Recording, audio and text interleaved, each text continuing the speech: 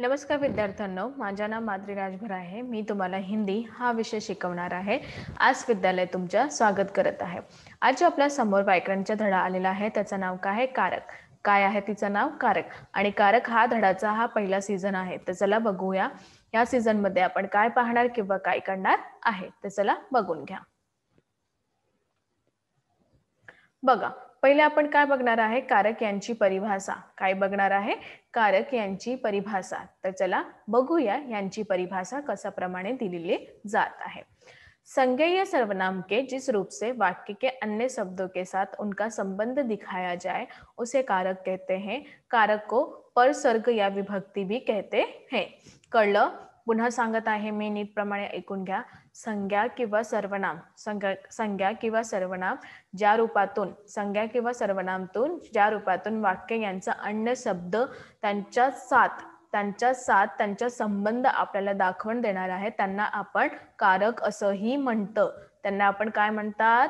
कारक असंही म्हणतं। कारक आणि परसर्ग हा जे विभक्ती कहते हैं। कारक यांना परसर्ग किंवा विभक्ती पण बोलत आहे। कळलं? हो। तर अजून काय आहे बघून घ्यायचं आहे। बघा, आता आपण पाहणार आहे की कारक यांचा भेद, कारकचे किती भेद आहे, कारकचे किती भेद आहे। तर मी तुम्हाला सांगत आहे कारकचे 8 भेद आहे। कारकचे किती भेद आहे? 8 भेद आहे। तर चला बघून घ्या। पहिला आहे कर्ता कारक, दुसरा आहे कर्म कारक, तिसरा आहे करण कारक आणि चौथा आहे तुमचा संप्रदान कारक आणि पाचवा अपदान कारक, सहावा संबंध कारक आणि सातवा अधिकरण कारक आणि आठवा संबोधन कारक। तर याप्रमाणे पुन्हा मी सांगत आहे कारकचा किती भेद आहे? कारकचा 8 भेद आहे। काय भेद आहे? 8 भेद आहे। कर्ता कारक, कर्म कारक, करण कारक, संप्रदान कारक, अपादन कारक, संबंध कारक, अधिकरण कारक आणि संबोधन कारक। तर याप्रमाणे कारकचा किती भेद आहे? 8 भेद आहे। कळलं की नाही? लवकरच लवकर सांगा। हो। तर अजून काय आहे बघून घ्यायचं आहे। बघा, पहला है तुमचा कर्ता कारक। संज्ञा या सर्वनाम के जिस रूप से क्रिया कार्य करने वाला बोध होता है उसे कर्ता कारक कहते हैं। नीट प्रमाणे ऐकून घ्यायचे आहे त्यांची परिभाषा। जेव्हा तुम्हाला परिभाषा कळणार तेव्हाही तुम्हाला हा शब्द समजणार आहे। तर चला पहिला परिभाषा बघून घ्या। संज्ञा किंवा सर्वनाम, संज्ञा किंवा सर्वनाम ज्या रूपातून, संज्ञा किंवा सर्वनाम ज्या रूपातून क्रियाचा होणाऱ्याचा बोध होतोय, क्रियाच्या होणाऱ्याचा बोध होते त्यांना आपण कर्ता कारक असं म्हणतं। कळलं? पुन्हा सांगत आहे मी, कर्ता कारक संज्ञा किंवा सर्वनाम, संज्ञा किंवा सर्वनाम या रूपातून कोणतेही क्रिया कार्य करण्याचा बोध करून देत आहे त्यांना आपण कर्ता कारक असंही म्हणतं। जसं इथे उदाहरण दिलेलं आहे। पहिला, अब मुझे अपने किए पर पछतावा हुआ। आता मला माझे क्रियावर पछतावा झालेला आहे। दुसरा, रमन की वर्षगांठ मैं कभी नहीं भूल सकता। रमन यांची वर्षगांठ मी कधीही नाही विसरू सकतो। तिसरा, मैं किवाड़ धीरे से सरकाकर दबे पाव अंदर घुसता। मी किवाड़ हळूहळू सरकत पाव दाबून आतमध्ये घुसत आहे। चौथा, पिताजी ने मुझे तड़तड़ाहट 2 तमाचा लगाए। पिताजी म्हणजे माझे वडीलने मला 2 तमाचे मारलेले आहेत। तर तुम्ही ते पाहणार आहे की मुझे, मैं, ने हा सगळं काय आहे? कर्ता कारक आहे। हा सगळं काय आहे? तुमचा कर्ता कारक आहे। तर यांना आपण कर्ता कारक असंही म्हणतं। कळलं की नाही? लवकरच लवकर सांगा। हो। तर आता आपण दुसरा बघणार आहे। तर चला बघून घ्या। बघा, दुसरा तुमच्या समोर आलेला आहे। दुसरा काय आहे? कर्मकारक। काय आहे? तुमच्या कर्मकारक आहे। दुसरा तुमच्या समोर आलेला आहे आणि काय आहे? कर्मकारक। बघा, जिस व्यक्ति या वस्तु पर क्रिया कार्य का प्रभाव पड़ता है उसे कर्मकारक कहते हैं। बघा, नीट प्रमाणे ऐकून घ्या। ज्या व्यक्तीचा वस्तू किंवा ज्या व्यक्ती नीट प्रमाणे ऐकून घ्या, पुन्हा सांगत आहे मी। जिस व्यक्ति या वस्तु पर क्रिया कार्य का प्रभाव पड़ता है उसे कर्मकारक कहते हैं। ज्या व्यक्ती या वस्तू पण क्रिया कार्याचा प्रभाव पडत आहे त्यांना आपण कर्मकारक असंही म्हणतं। पुन्हा सांगत आहे मी, नीट प्रमाणे ऐकून घ्या। ज्या व्यक्तीच्या वस्तू पर क्रियाचा कार्याचा प्रभाव पडत आहे त्यांना आपण कर्मकारक असंही म्हणतं। कळलं की नाही? हो। जसं इथे बघा, पहिला, अच्छे बच्चे बड़ों को जवाब नहीं देते। चांगलं मुले मोठ्यांना जवाब नाही देत आहे। मुझे पीट कर लाया है, मला पिटून आणलेला आहे. तिसरा, मैं तुम्हारी तनख्वाह देना चाहता हूँ, मी तुमची तनख्वाह देणार आहे. माँ डोनेशन को फिजूल खर्ची मानती थी. माँ म्हणजे माझी आई डोनेशनला फिजूल खर्च मानत आहे. तर तुम्ही इथे बघणार जी बडो को, मुझे, तनख्वाह, डोनेशन. तर हा सगळं काय आहे, कोणत्याही व्यक्तीच्या वस्तूपर कार्य करणाऱ्या जे प्रभाव होतं त्यांना कर्मकारक असंही म्हणतं. म्हणजे जे कार्य आहे ते कर्माबद्दल चालत आहे त्यांना आपण कर्मकारक असंही म्हणतं. कळलं की नाही? हो. तर अजून काय आहे बघून घ्यायचं आहे. आता आपल्या समोर आहे तिसरा करणकारक. काय आहे? करणकारक आहे. बघा, संज्ञा को जो रूप क्रिया कार्य का साधन हो उसे करणकारक कहते. संज्ञाच्या ज्या रूपातून क्रिया कार्याच्या साधन होणार त्यांना आपण करणकारक असंही म्हणतं. कळलं की नाही? हो. जसे मैं जोर जोर से चिल्लाने लगा, मी खूपच जोरात जोरातून ओरडू लागले. दुसरा, क्या ईश्वर मुझसे कोई सेवा लेगा? काय ईश्वर म्हणजे देव माझ्यासाठी काही सेवा घेणार आहे का? रमन की वर्षगांठ ने मुझे पूरे 1 महीने से बेचैन कर रखा था. रमन यांची वर्षगांठ मला खूपच 1 महिन्याबद्दल बेचैन ठेवलेला होता. तर चौथा, पिताजी दीवार से कोहनिया टिकाए रो रहे हैं. पिताजी हा दिवाळीतून कोहनी टिकाए रडत आहे. तर याप्रमाणे हा सगळं काय आहे? करणकारक. कारण की क्रियाच्या कार्य साधनातून होऊन जात आहे त्यांना आपण करणकारक म्हणते. तर इथे जोर जोर, मुझसे, महीने, दीवार हा सगळं काय आहे? करणकारक. तर हा सगळं काय आहे? करणकारक आहे. तर अजून काय आहे ते आता आपण बघणार आहे. बघा, चौथा आहे तुमच्या संप्रदानकारक. काय आहे? संप्रदानकारक. बघा, संप्रदान का अर्थ है देना. संप्रदान यांचा अर्थ काय आहे? देणाऱ्या.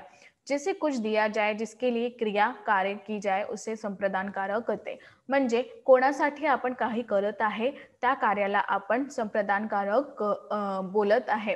कळलं की नाही? हो. जसं मैं नुक्कड़ की दुकान से कुछ खरीदने के लिए आया था. मी नुक्कडच्या दुकानावर काही आणण्यासाठी आलेले होते. तर कोणाचं दुकानावर? नुक्कडच्या दुकानचं काय आणलेलं आहेत होतं. दुसरा, पिताजी ने मेरे दाखिले के लिए बड़ी दौड़ धूप की. पिताजी म्हणजे वडीलने माझ्यासाठी खूपच कडी धूपातून सगळं कार्य केलेले आहेत. तिसरा, ये सिल्वर क्रीम किसके लिए रखी है. हा सिल्वर जे क्रीम आहे ते कोणासाठी ठेवलेली आहे. चौथा, मनुष्य की जीवन रक्षा के लिए नाखून बहुत जरूरी थे. मनुष्य यांचे जीवन रक्षासाठी नाखून खूपच अत्यंत आवश्यक आहे. कळलं की नाही? हो. तर अजून काय आहे बघून घ्यायचं आहे. आता आपण पाहणार आहे पाचवा. काय पाहणार आहे? पाचवा तुमचं काय आहे? अपदान कारक. काय आहे? अपदान कारक. बघा, संज्ञा के जिस रूप से किसी वस्तु के दूर हटने या अलग होने का बोध होता है उसे अपादान कारक कहते हैं. नीटप्रमाणे ऐकून घ्यायचं आहे. संज्ञाच्या ज्या रूपातून कोणताही वस्तू त्यांना दूर हटणे या अलग होण्याचा बोध होऊन जात आहे त्यांना अपदानकारक असंही म्हणतं. त्यांना काय म्हणता? अपदानकारक असंही म्हणतं. आता इथे बघा, जसे मनुष्य पशु किस बात के भिन्न है. मनुष्य पशु से कोणत्याही बातमीचं भिन्न आहे. दुसरा, ये बनमानस कहाँ से पकडला है. हा जे बनमानस आहे तो कुठून आणलेला आहे. तीसरा, मेरे जीवन इस 3 फीट टांग से तो बड़ा ही होगा. माझा जीवन हा 3 फीटातून टांगातून खूपच मोठ्या आहेत. चौथा, मैं कई घंटे घर से गायब रहने लगा. मी खूपच वेळ घरातून गायब होतं. तर याप्रमाणे तुम्ही बघणार की पशु, कहाँ से, टांग से, घर से. तर हा सगळं काय आहे? अपादानकारक आहे. कळलं की नाही? लवकरच लवकर सांगा. हो. तर अजून काय आहे बघून घ्यायचं आहे. बघा, आता आपण पाहणार आहे संबंधकारक. काय पाहणार आहे? संबंधकारक पाहणार आहे. बघा, संज्ञा के जिस रूप से किसी व्यक्ति या वस्तु को दूसरे व्यक्ति या वस्तु से संबंध प्रकट हो उसे संबंधकारक कहते हैं. आता संबंधकारक काय आहे नीटप्रमाणे ऐकून घ्या. संज्ञा ते ज्या रूपातून कोणताही व्यक्ती किंवा वस्तू यांच्या दुसऱ्या वस्तूच्या संबंध प्रकट होऊन जात आहे त्यांना आपण संबंधकारक असंही म्हणतं. जसे कविताओं की कतरने इधर उधर बिखरी पडी थी. कविता यांची कतरे इकडे तिकडे बिखरली पडलेली होती. हमने फटाफट कामों की सूची बनाई. हमने झटकन कामाची सूची बनवली. अंदर जाकर लगा की परियों के देश में आ गया. आतमध्ये घेऊन आम्ही परियाच्या देशमध्ये आलेला आहे असं मला वाटले. या पूर्णिमा की राहते. तर तुम्ही बघणार इथे तिथे हा सगळं संबंध जोडून जात आहे, त्याबद्दल यांना आपण संबंधकारक असंही म्हणतं. कळलं की नाही? लवकरच लवकर सांगा. हो, तर अजून काय आहे बघून घ्या.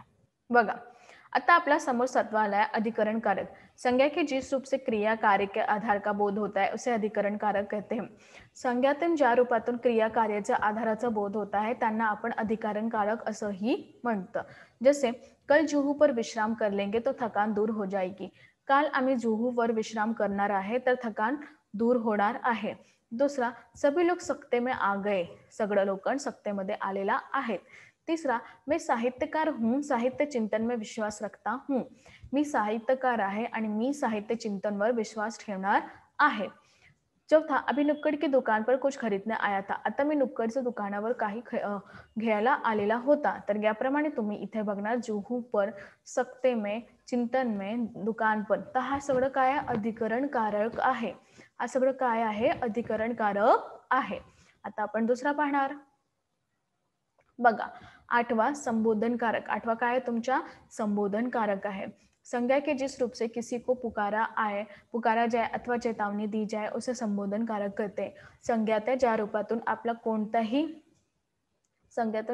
आपल्याला कोणाबरोबर पुकारलं जात आहे किंवा चेतावणी दी जात आहे त्यांना आपण संबोधनकारक असंही म्हणतात. जसे अरे रामू के बापू घोडे बेचकर सो गए. अरे रामूचे बापू, तर तुम्ही इथे बघणार. दुसरा, हे ईश्वर मुझे शक्ती दो सोते रहोगे. तर याप्रमाणे मला ईश्वर शक्ती द्या, नाही तर बघा. तिसरा, वाह तुमने तो कमाल कर दिया. वाह तुम्ही तो कमाल केलेले आहे. तर याप्रमाणे तुम्ही बघणार की जे संबोधनकारक आहे ते कशा प्रमाणे होऊन जात आहे. कळलं? हो. तर अजून काय आहे बघून घ्या. आज आपण काय बघितले? कारक बघितले, त्यांची परिभाषा बघितले, त्यांचे प्रकार बघितले आणि त्यांचे काही उदाहरण पण आपण बघितलेले आहे. तर याबद्दल आपण माहिती झाले की कारक यांचा 8 प्रकार आहे. त्यांच्या विभिन्न प्रकाराचा बद्दल त्यांचे उदाहरण पण पाहिले, कशाप्रमाणे त्यांचा प्रकार आपण पाहिलेले आहे ते पण आता आपण इथे केलेले आहे. तुम्ही सगळं नीटप्रमाणे ऐकून घ्या, कळून घ्या. कळलं? हो. धन्यवाद.